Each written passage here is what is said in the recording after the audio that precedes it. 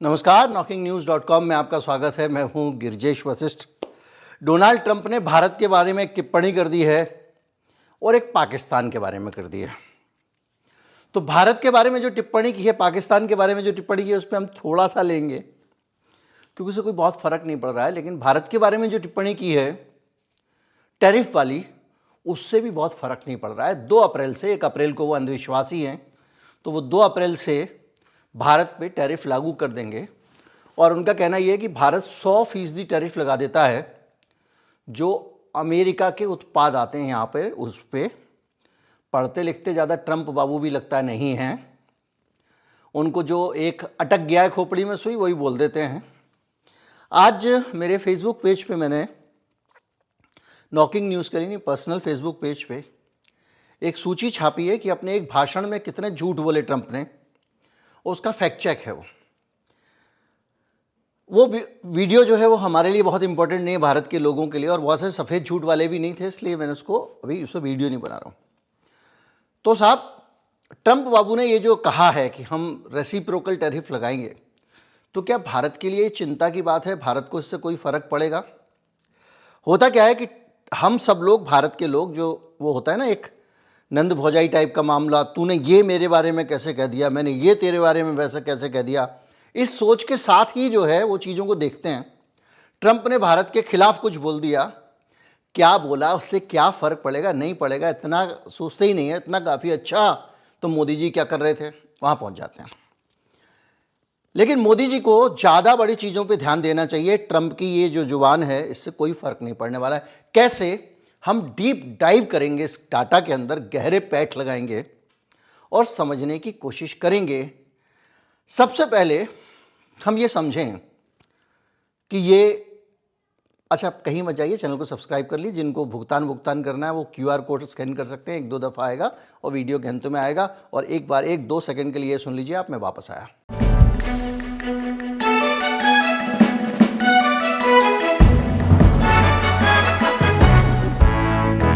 तो जिन चीज़ों पे वो टैरिफ लगा सकते हैं, जिस पे उनका सबसे ज़्यादा जोर है, उन चीज़ों का कितनी खपत है, हम कितना बेच रहे हैं अमेरिका में, ये जाने बगैर क्या हमको चिंता करने की ज़रूरत है?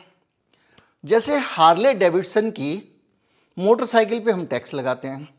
ठीक है भैया, हमारी सरकार ने टैक्स कम भी कर दिया, वो अभी 100% ही गा रहे हैं। सरकार, आप सोचिए, कनाडा का रिस्पॉन्स देखिए, मुंह तोड़ जवाब दिया। चीन का देखिए, मुंह तोड़ जवाब दिया। और हम तुरंत नहीं, ट्रंप साहब आप सही कह रहे हो, टैक्स वैक्स कम कर दिया। क्या फ़र्क पड़ रहा था उस टैक्स को कम करने या नहीं करने से? क्या वो हमारे देश से अमेरिका जाने वाली जो मोटरसाइकिल हैं उस पर टैक्स लगा देगा, 100% लगा देगा, तो क्या फ़र्क पड़ जाएगा? जो अमेरिका में रहने वाला आदमी है, उसके पास जो भारत की मोटरसाइकिल है, एक तो उसकी खपत क्या है, ना के बराबर है। मैं अगर मोटरसाइकिल के मार्केट शेयर की बात करूं तो उसके हालात अपने आप में चौंकाने वाले हैं। हमारी मोटरसाइकिल गिनती की बिकती हैं, और जिन मोटरसाइकिलों पे हम टैक्स लगा रहे हैं, हार्ले डेविडसन वगैरह पे, वो यहाँ पर उंगलियों पे गिनने लायक बिकती हैं। अगर हार्ले डेविडसन भारत में हम टैक्स कम कर दे रहे हैं, तो वो हमारी बुलेट को चुनौती देने के लिए सस्ती मोटरसाइकिल भेज सकती है। एक स्वदेशी ब्रांड है हमारा रॉयल एनफील्ड, उसके ऊपर ये एक बुरी मार होगी। तो हमको ट्रंप के आगे इस मामले में झुकना नहीं चाहिए। कोई फर्क नहीं पड़ता, जो हमारी जितनी मोटरसाइकिल वहाँ जाती हैं वहाँ कोई छूता भी नहीं है। ऑटोमोबाइल में अगर आप जाएं तो वहाँ की जो कारें हैं, उन कारों को यहाँ पर हम अगर उन पे टैक्स लगाते भी हैं, उन कारों को यहाँ कोई नहीं चला रहा। यहाँ पे जो वहाँ की कारें हैं, अमेरिकन कारें, फोर्ड का क्या हाल हुआ, कंपनी बंद करके भागना पड़ा। हमारे यहाँ पे चलती हैं जापानी कारें, चीनी कारें, कोरिया की कारें, जिन कारों पे भारत के लोगों के लिए वैल्यू फॉर मनी कार हैं, और इतनी मोटी ड्यूटी और टैक्स झेलने के बाद भी भारत के लोग उसको झेल लेते हैं। एक नज़रिए से देखा जाए तो ये बीच में मैं बोलना चाहता हूँ कि जिस तरह का जुल्म सितम और अत्याचार टैक्स का भारत के नागरिकों के ऊपर होता है, वो उस जुल्म सितम का एक झटका भी ट्रंप नहीं सह पाया है। तो भारत सरकार को भारत में टैक्स कम करने के बारे में गंभीरता से सोचना चाहिए। इस देश की दुर्गति टैक्स के कारण हुई है, अभी मैं इस पे आऊंगा। तो इससे कोई फर्क नहीं पड़ता, तो किससे फर्क पड़ता है और कहां पर भारत को रिएक्ट करना चाहिए था? चीन ने जो धमकी दे दी है, चीन ने कह दिया है, चीन को एक सलाह भी दी थी ट्रंप प्रशासन ने कि साहब अपने यहाँ पे आप थोड़ा सा हथियारों का कंजम्पशन कम कर लो, कटिंग कर लो, आधे आप कर लो, हम भी आधे कर देते हैं, तो हथियारों का खर्चा कम हो जाएगा। लेकिन चीन ने कहा भैया तुम्हारे हथियार तो बहुत ज़्यादा है, हम नहीं करेंगे। और बल्कि आज एक बयान आया है कि उनको जिस तरह का करना है वैसी लड़ाई कर लें।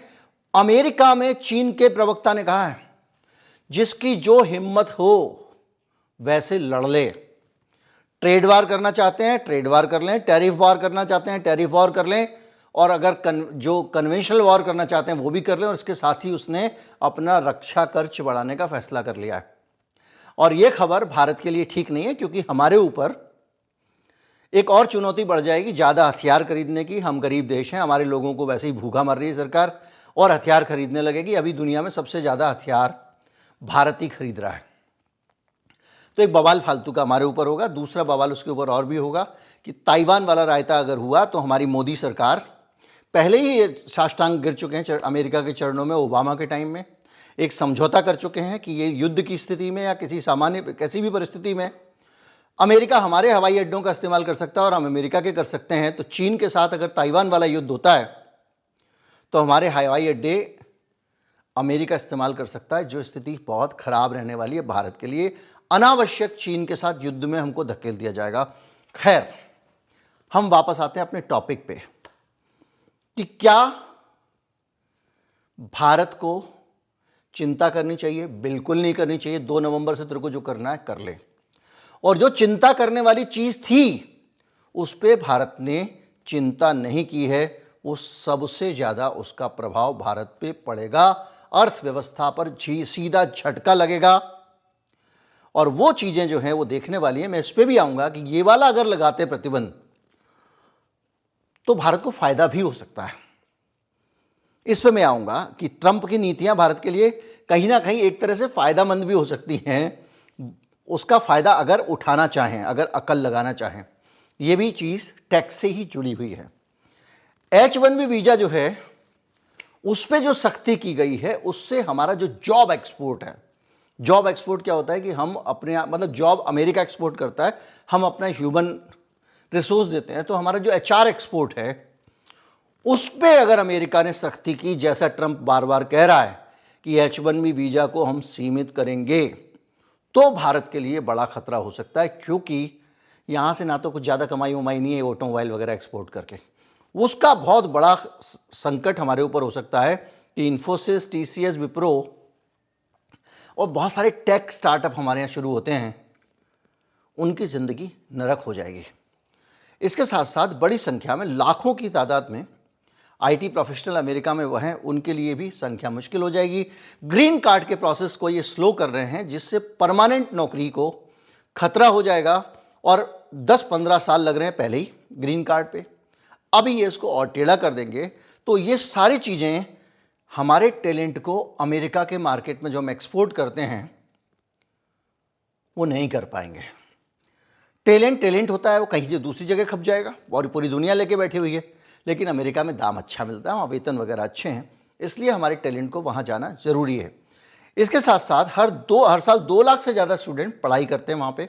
उनको स्टडी वीज़ा के मामले में भी मुश्किल आ सकती हैं, और सबका खबर जो असर पड़ेगा वो हमारे देश में आने वाले रेमिटेंस पे पड़ेगा।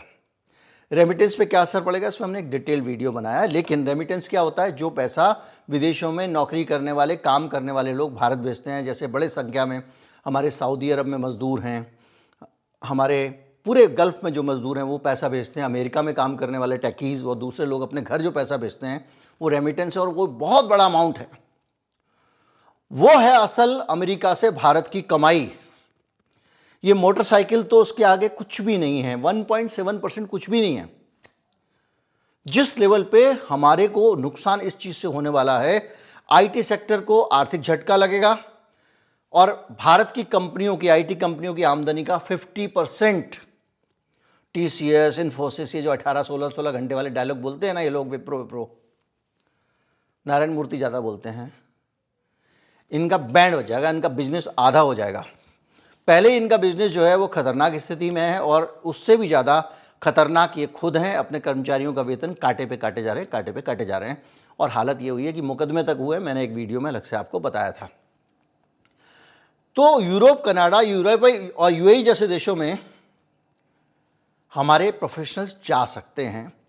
तो एक तरह से देखा जाए तो हमारी निर्भरता अमेरिका पे कम होगी, बशर्ते प्रोफेशनल्स की बार्गेनिंग अच्छी तरह से, और ये बीच में बिचौलिए लुटेले आईटी कंपनियां जो हैं, ये ना होके हमारा आईटी प्रोफेशनल सीधे वहाँ पे अपनी दम पे जाए, अपने पैसे पे जाए, तो अमेरिका से भी अच्छा दाम पा सकता है। इसलिए ये जो सेक्टर है इसको सरकार को ज़्यादा ध्यान देना चाहिए। अब ये लोग बाहर जो काम कर रहे हैं उससे जो भारत में असली मुद्रा आती है, कमाई आ रही है, डॉलर का दाम भी इससे दम के साथ में हम भारत का रुपया बचा पा रहे हैं डॉलर के सामने।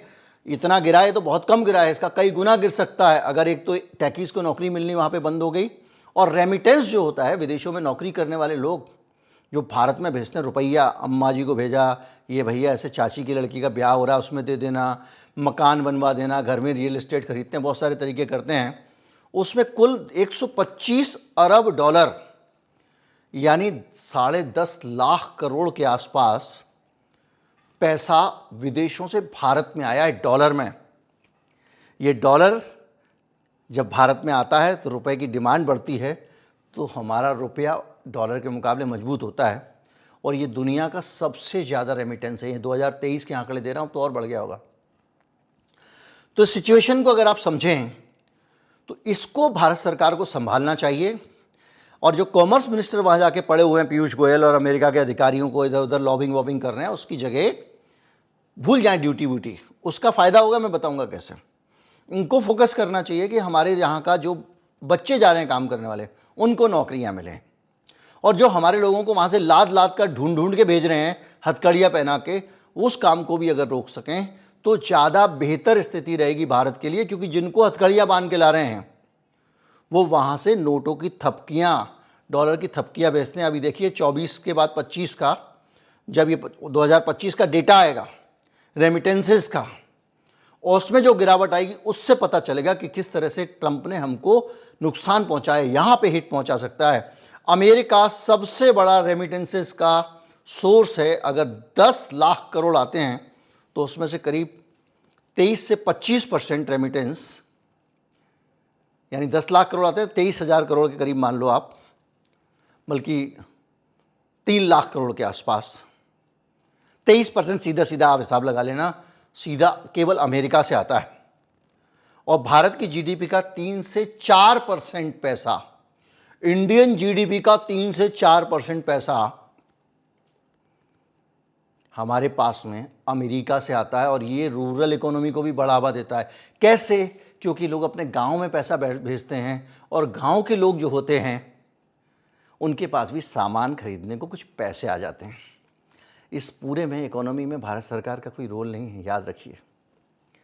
इसको भारत सरकार को इस पे ध्यान देना चाहिए। ये एक ऐसी कमाई है जो हमारे देश के बजट को भी मजबूत करती है, हमारे रुपए को भी मजबूत करती है, और हमारी इकोनॉमी को भी मजबूत करती है। हिंदुस्तान की जीडीपी का 3 से 4% है ये, और वो 0.001% भी नहीं है। हार्ले डेविडसन जिसको लेके लोग चिंतित हो रहे हैं, ट्रंप ने ये बोल दिया, वो बोल दिया। तो ये जो सिचुएशन है उसको हमको समझना पड़ेगा। अगर सख्त वीज़ा पॉलिसी लाते हैं तो सबसे बड़ा नुकसान भारतीय स्टूडेंट्स को, गरीब और मिडिल क्लास परिवारों को हिंदुस्तान के नुकसान होगा। देखिए, एक सच समझिए, कड़वा सच, और ये देश की सरकार को समझना बहुत ज़रूरी है। भाई, मेरे देश में जो नौकरी मिल रही है युवा को, वो क्या मिल रही है? 10, 15, 20 हज़ार महीने, 25,000 महीने, ज़्यादा से ज़्यादा 50,000।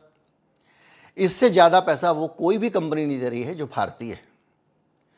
उनको पैसे, अच्छा पेमेंट मिलता है तो विदेशी कंपनियों से मिलता है, जो कि भारत के बाहर जिनका काम जा रहा है, या जो कंपनियां, विदेशी कंपनियां, मल्टीनेशनल्स या भारत की बड़ी बड़ी कंपनियां भारत में काम कर रही हैं, उन कंपनियों से ही मिडिल क्लास को ठीक ठाक पैसा मिल रहा है। अब अगर हमारे जो मिडिल क्लास के बच्चे हैं उनको ये पैसा मिलना कम हो जाएगा या बंद हो जाएगा, तो हमारा जो मिडिल क्लास है तेज़ी से सिकुड़ जाएगा। तो हिंदुस्तान में सबसे बड़ी मार मिडिल क्लास के ऊपर पड़ने वाली है। आप जानते होंगे आपके आसपास के लोगों में बहुत सारे लोगों के बच्चे विदेशों में काम कर रहे हैं, क्योंकि भारत में कौड़ियों में काम करना पड़ता है और सरकार बच्चों का खून पीने वालों के अमीरों के पक्ष में खड़ी होती है और उसी बच्चे के माता पिता यहां पर बैठ के अपने बच्चे को विदेश भेज के व्हाट्सएप में सरकार की मक्खनबाजी कर रहे होते हैं। उनको हर कदम सरकार का अच्छा लगता है, उनका जीवन खतरे में पड़ा हुआ है, उनको समझ में नहीं आता है। इसके साथ साथ जो मिडिल क्लास परिवारों को झटका लगेगा, उसके साथ साथ अगर अमेरिका से आने वाला रेमिटेंस 10 से 15% ये हिसाब लगाया मैंने घटता है, तो करीब 1.25 करोड़ रुपए का झटका सीधे लग जाएगा भारत को, जो डॉलर में कमाई आने वाली है। तो 1.25 करोड़ के डॉलर जब भारत में आते हैं वो नहीं आएंगे, तो जो डॉलर 100 के ऊपर चले जाने की लोग बात करते हैं, बहुत आसान बात है। और सोना भी महंगा होता है। एक बात याद रखिए, जब भारतीय मुद्रा के दाम गिरते हैं सोना भी महंगा होता है। आपको तो पता है हमारे यहाँ पे ज़्यादातर सोना बाहर से आता है, विदेशों से आता है, तो सोना भी महंगा हो जाता है। इसलिए किसी भी हालत में ये रेमिटेंस की कमाई सरकार को बचानी चाहिए। रियल एस्टेट, एजुकेशन और कंज्यूमर सेक्टर पे इसका बुरा असर पड़ेगा। जब बच्चों को नौकरी नहीं मिलेगी अच्छी, तो आप बच्चों को पढ़ाओगे क्यों? आज भी हालत ये है कि जो बड़े शहरों में स्कूल है वो करीब 17-18 हज़ार रुपये महीने, अगर आप पूरा उनके एनुअल फीस तमाम धतूरे जोड़ लें तो 20,000-19,000 रुपये महीना तो कम से कम फीस वसूलते ही हैं वो। और बच्चा 14 साल तक ये फीस देता है, ग्रेजुएशन करके निकलता है, तो उसको सैलरी भी ऐसी 20-19 हज़ार मिलती है। हमारे देश में ये स्थिति है। तो ये हिंदुस्तान का ये शोषण की व्यवस्था है, ये ख़त्म करनी पड़ेगी। और अगर ये पैसा लोग 15-20 हज़ार खर्च करना भी बंद कर देंगे, अगर उनको लगेगा मेरे बच्चे को 15 हज़ार की नौकरी मिल रही है, अभी तो इसी आस में करते हैं, मेहनत करेगा, IIT में निकल जाएगा, विदेश में जॉब मिल जाएगा, MTech कर लेगा बच्चा, विदेश में जॉब मिल जाएगा, इसी में जीवन चल रहा है। तो विदेश की नौकरी बहुत ज़रूरी है। और इससे अगर आप निष्कर्ष निकालें तो सबसे बड़ा खतरा रेसिप्रोकल टैरिफ से नहीं है, भारतीय प्रोफेशनल्स की जो नौकरियां हैं उससे है। और रेमिटेंस अगर कम हो गया तो उससे है। वो भारत की इकोनॉमी के लिए बड़ा झटका है। अब हम चलते हैं उस रास्ते के ऊपर जहां से हमने कहा था कि इससे भारत को फ़ायदा भी हो सकता है, रेसिप्रोकल टैरिफ से और ट्रंप की नीतियों से। दरअसल अगर ट्रंप अमेरिका फर्स्ट की जो पॉलिसी वो ला रहे हैं और वो कह रहे हैं कि भैया अपने देश में टैक्स कम करेंगे। टैक्स कम करने का मतलब ये है कि उनके देश में चीज़ें कम पैसे में उपलब्ध होंगी। कम पैसे में चीज़ें उपलब्ध होने का मतलब ये है कि वहाँ पर चीज़ों की डिमांड बढ़ेगी। जब आपकी आमदनी ज़्यादा होती है और चीज़ें सस्ती होती हैं तो आप ज़्यादा खरीदते हैं। जैसे कि बाज़ार में जब मैं तो कम से कम यही करता हूँ कि प्याज महंगी होती है तो कहता हूँ भाई आधा किलो लाओ, अपना काम चल रहा है, इकट्ठा खरीदने की ज़रूरत नहीं है। और जब सस्ती होती है तो हम लोग 5 किलो भी खरीद लेते हैं। ये बाज़ार की हर चीज़ पे ये नियम लागू होता है। रियल एस्टेट सस्ता होगा तो आप सोचते हो भाई मकान सस्ता मिल रहा है, खरीद के डाल दो, भविष्य के लिए काम आ जाएगा। तो इसी तरह से अगर ट्रंप अपने यहाँ चीज़ों को सस्ता करता है तो वहाँ पर क्या होगा, कंजम्पशन बढ़ेगा। कंजम्पशन बढ़ने का मतलब ये है कि वहाँ की इकोनॉमी बढ़ेगी, और वहाँ की इकोनॉमी बढ़ेगी तो जो हमारे विदेशी निवेशक हैं, FDIs, जो भारत की कंपनियों में पैसा लगाते हैं, एक होता है FIIs जो भारत के शेयर बाज़ार में पैसा लगाते हैं, FDI भारत की कंपनियों में सीधे हिस्सेदारी लेते हैं और कंपनियों की कमाई का हिस्सा ले जाते हैं। जब वो देखेंगे भारत में कमाई इतना कंपनियां नहीं कर पा रही हैं तो वो पैसा फिर वहीं पे लगाएंगे, तो वो FDI भारत में कम आएगी, तो वहाँ पे कंजम्पशन का डेटा बढ़ जाएगा। इसके साथ साथ अलग अलग चीज़ों में अमेरिका जैसे टेक और मैन्युफैक्चरिंग सेक्टर में भी अगर निवेश करता है तो बड़ी संख्या में ऐसी चीज़ें होंगी जो वहाँ के बाज़ार को ज़्यादा मूविंग बनाएंगी, मूवमेंट ज़्यादा होगी पैसे की, क्योंकि फास्ट फास्ट काम होने लगेगा। अभी अमेरिका बहुत महंगा है, लेकिन जब बाज़ार में ज़्यादा खपत बढ़ेगी, उस खपत में जो भारत से प्रोडक्ट वहाँ जाते हैं उनकी खपत भी बढ़ जाएगी। और भारत के लिए जो सबसे ज़्यादा चिंता की बात भी है और नहीं भी है, क्योंकि उस पर कोई टैरिफ नहीं लगाया गया है, वो सेक्टर हैं हमारे देश की तरफ से जो जाने वाले सामान हैं, जैसे कि दवाएं हमारे यहाँ से जाती हैं बड़ी संख्या में। अगर लोगों की अफोर्डेबिलिटी बढ़ेगी, ब्याज भी वो कम करने को कह रहा है, तो हमारी दवाओं की खपत वहाँ बढ़ जाएगी। इसके अलावा भी हम बहुत सारी चीज़ें वहाँ भेजते हैं। हमारी जो आईटी और बीपीओ सर्विसेज हैं, इनका काम भी बढ़ेगा। एक है बीपीओ सर्विसेज, अलग चीज़ है एकदम। उसमें क्या होता है कि वहाँ पे आदमी जो है बैठ के कॉल करता है किसी कंपनी को कि भाई साहब आपका फ्रिज काम नहीं कर रहा है, तो कंपनी कम पैसे देने पड़े तनख्वाह, इसलिए भारत में बोलती हैं कि किसी कंपनी को कि भैया हमारे ग्राहक का फ़ोन आए तो फ़ोन उठा लेना, और उसको ये जो नपातुरा रटा रटाया जवाब है ये देना, जो भी आप कॉल सेंटर को फ़ोन करते हो। तो ये काम करता है बीपीओ सेक्टर भारत में। इस सेक्टर का काम बढ़ेगा, क्योंकि वहाँ अगर लोकल इंडस्ट्री बढ़ेगी तो यहाँ पे लोगों के कॉल आएंगे, और यहाँ के लोग तो हमारे जो कॉल सेंटर है इस काम में बढ़ोतरी होगी। ये एक फ़ायदे का सौदा होगा ट्रंप की नीतियों से। अभी हालत ये है कि करीब 60 अरब डॉलर का रेवेन्यू भारतीय कंपनियों ने 2024 में इससे निकाला है, और इससे हमको बहुत फ़ायदा हो जाएगा। और अगर ये काम कम हुआ तो करीब 15% भी काम कम होता है तो माना जा रहा है कि 9 अरब डॉलर जो है उसका नुकसान हमको हो जाएगा। खैर, हमारी जो है वो फार्मास्यूटिकल में 8 अरब डॉलर मूल्य की हम दवाएं एक्सपोर्ट करते हैं। अगर वहाँ के मार्केट में पैसा आ जाता है, जैसे वो ब्याज कम कर रहे हैं, टैक्स कम कर रहे हैं, तो हमारी दवाएं जो हैं उनका निर्यात बढ़ जाएगा, और हमारी दवाइयाँ जो हैं वो और से ज़्यादा बढ़ सकती हैं। लेकिन अगर इसमें 10% की गिरावट होती है तो ये 800 मिलियन यानी 80 करोड़ डॉलर की हमको फटका लगेगा। और क्या क्या जाता है यहाँ से? और हमारे यहाँ से जाते हैं जेवरात, जेम्स एंड ज्वेलरी, यानी जेवरात और ये रत्न साथ में। इसमें जो है करीब हम 10 अरब मूल्य के जेवरात भेज रहे हैं अमेरिका। इसको लेकर कोई इन चीज़ों को लेकर कोई रेसिप्रोकल टैरिफ का चक्कर नहीं है। तो जितना माल आपको जो मोटरसाइकिल से, ऑटोमोबाइल से आपको नुकसान हो रहा है, उससे कई गुना फ़ायदा यहाँ से आपको हो जाएगा। ऑटोमोबाइल को लेकर कोई बहुत फ़र्क नहीं पड़ने वाला। टेक्सटाइल भी एक बड़ी इंपॉर्टेंट चीज़ है अगर टैरिफ बढ़ाते हैं तो, लेकिन टैरिफ अभी टेक्सटाइल पे बढ़ने की कोई बात नहीं हो रही है। और 6 अरब डॉलर मूल्य के 2024 में भारत ने अमेरिका को कपड़े भेजे हैं। ये सारी चीज़ें हमको बताती हैं कि हम किस तरह से एक फ़ायदे की स्थिति में भी हैं। लेकिन असल फ़ायदा कैसे होगा? अभी आपने देखा होगा कि भारत के विदेशी निवेशक बहुत सारे पैसा निकाल के ले जा रहे हैं। भारत में मांग की कमी उसका एक बहुत बड़ा कारण है, पैसे की कमी बड़ा कारण है। लेकिन इस सब के पीछे एक कारण बताया जा रहा है, वो सबसे बड़ा कारण है ज़रूरत से ज़्यादा टैक्स। उसका कारण यह है कि भारत में जो शेयरों से कमाई हो रही है उस पर निर्मला सीतामैया ने इस बजट में long term capital gain tax लगा दिया था। जब अमेरिका में ज़्यादा टैक्स आप बढ़ाते हो तो अमेरिका आपको जवाब दे रहा है, आपके खिलाफ हो जा रहा है। तो ये भारत के लोग, हम भारत के लोग मालिक हैं इनके, ये हमारे नौकर हैं। याद रखिए, वो प्रहलाद सिंह पटेल एक मध्य प्रदेश का नेता है, पहले सांसद होता था, उसको टिकट नहीं दिया बीजेपी ने और उसको मंत्री बना दिया। वो बोल रहे हैं यहाँ जब भी आते भीख मांगने चले आते मेरे पास। अरे तुम हो कौन देने वाले यार? तुम्हारे पास जो कुछ है वो हमने दिया है, हम तो तुमसे वापस मांग रहे हैं उसमें से कुछ, वो तुम्हारी जिम्मेदारी है।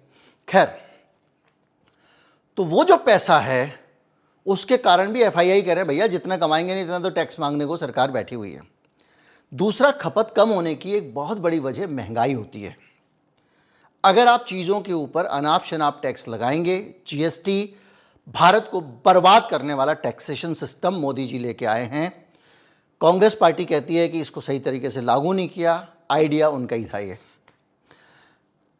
ये जो सिस्टम है जीएसटी, ये भारत को बर्बाद करने वाला टैक्स है। इसने भारत की हर चीज़ को महंगा कर दिया। राज्यों की जो पैसे कमाने की हवस है, केंद्र सरकार की पैसे कमाने की जो हवस है, वो हवस कम होने का नाम नहीं ले रही है। वो लगातार संतुष्टि नहीं हो रहे हैं कभी। जब उनको 5 साल के लिए तय था कि 5 साल के अंदर आपको भैया जो पैसा मिल रहा है वो हम साल में 14% के हिसाब से बढ़ाएंगे, और अगर नहीं बढ़ेगा तो उसके बाद में हम, बात खत्म। अब लगाए जा रहे हैं सेस, ये वो, हर चीज पे टैक्स है। गाड़ी चलाओ तो टैक्स, यहां जाओ तो टैक्स। दुनिया भर की ठेकेदार कल्याण योजना चला के बैठा हुआ है नितिन गडकरी, और चक्कर में पूरे हाईवे बना दिए है, उस पर निकलो तो टैक्स। तो जो भारत का नागरिक इस तरह से टैक्स से लुटा पड़ा है, इवन सड़क पे जा रहे हो आप, आपने लाल बत्ती पे ध्यान नहीं दिया तो टैक्स, इतना मोटा चालान कर दिया है। तो इतना ज्यादा टैक्सेशन भारत के लोगों के सिर पे डाल दिया है कि हर चीज हो गई है महंगी। महंगी होने का मतलब यह है अनअफोर्डेबल हो जाना। कोई चीज आपकी औकात ही नहीं खरीदने की। आप कल्पना कीजिए, लाख, सवा लाख, 1.5 लाख रुपए का स्कूटर कौन खरीद सकता है भाई? अभी कुछ साल पहले ही हमने स्कूटर खरीदा था तो 60,000, 50-60,000 का पड़ा था। अब वो स्कूटर लाख रुपए से ऊपर निकल गए। तो आदमी की पहुंच से बाहर होती जा रही है चीज। जब आदमी की पहुंच से बाहर हो रही है तो कंजम्पशन भी खत्म हो रहा है। जिनके पास ऊपर की कमाई है, जो सरकार से जुड़े हुए लोग हैं, जो ऊंचे अमीरों की लूटो ब्रिगेड का हिस्सा है, ठेकेदार का जो मुख्य आदमी है, जनरल मैनेजर है, सीईओ है, फाइनेंस कंट्रोलर है, इस तरह के जो वाइस प्रेसिडेंट ऊंचे पदों पर बैठे हुए लोग हैं, इनकी मोटी कमाइयां हैं। तो इनके माल की तो खपत है। लग्जरी कार, 30 लाख वाली कार, 25 लाख वाली कार दनादन बिक रही है। 10 लाख से ऊपर वाली कार भी बिक रही है। उससे नीचे वाली के खरीदने औकात से बाहर हो गई आदमी के। यार, एक मारुति 800 जैसी कार जो एल्टो 800 आती है, वो 6 लाख रुपए कौन खर्च करेगा उस पर? 2.5-3 लाख आदमी सोच सकता था। तो ये जो महंगा किया गया है, टैक्स लगा लगा के हर चीज को, इससे आदमी ने अपना पैसा समेट लिया है।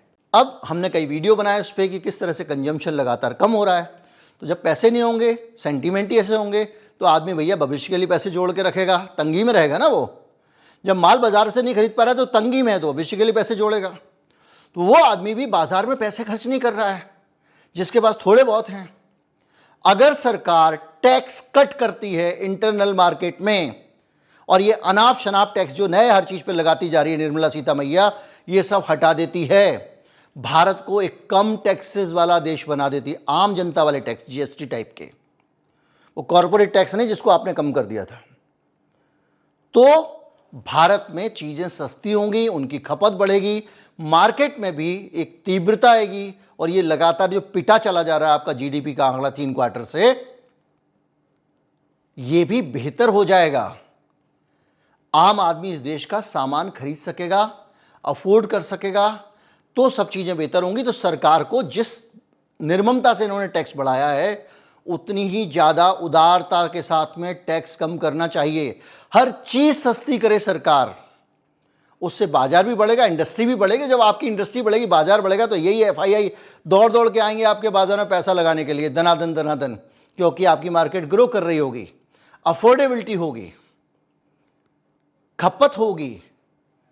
और जिसको आपने सबसे ज्यादा नुकसान पहुंचाया, मैं अर्थशास्त्र के मामलों को बहुत सरल तरीके से करके रखने की कोशिश करता हूं। ज़्यादातर अर्थशास्त्री इससे ज़्यादा बेहतर तरीके से बताते हैं, मैं उन्हीं से सीखता हूं। उम्मीद करता हूं ये आपको सरल लगा होगा। सरल लगा हो तो ज़्यादा से ज़्यादा लोगों तक पहुंचाएं, और निराश ना हो।